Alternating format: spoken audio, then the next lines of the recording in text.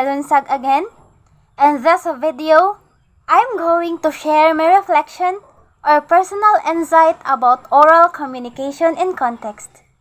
The first thing I have learned from this topic is that communication is the key or an instrument for us to understand, express our feelings, thoughts, and ideas, convey message and information, and for us to communicate with one another. Communication connects people in the world they live in. And we people have always communicated with one another in various forms. It's either in verbal or in non-verbal. Moreover, communication has its own process or how it is worked.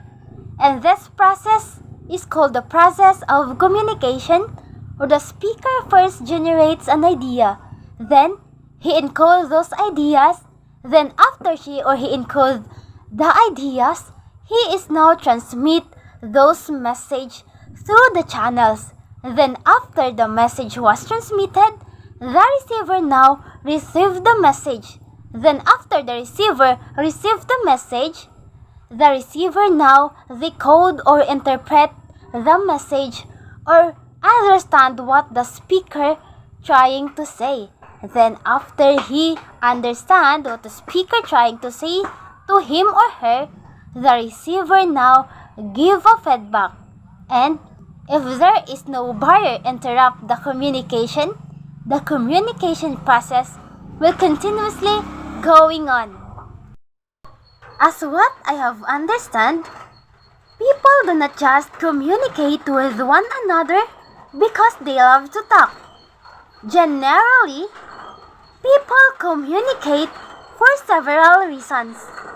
And these reasons are called the functions of communication that includes control and regulation, social interactions, motivations, social interactions, information dissemination, and emotional expression. In addition, we people need to communicate with one another effectively.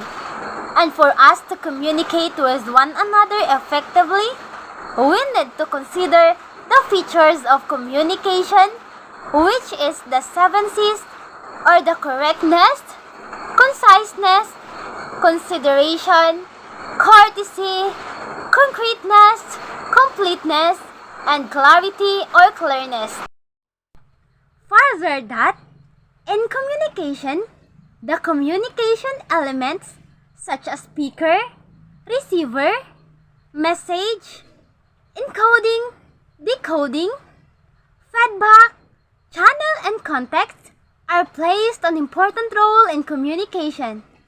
And if one of these elements is absent or not function well, the communication is not successful, or it becomes the barrier to communication that can lead to communication breakdown. And the barrier of communication are the factors that affect the flow of communication, such as the physical barrier, psychological barrier, linguistic barrier, and cultural barrier. This is my reflection. Thank you. Bye-bye.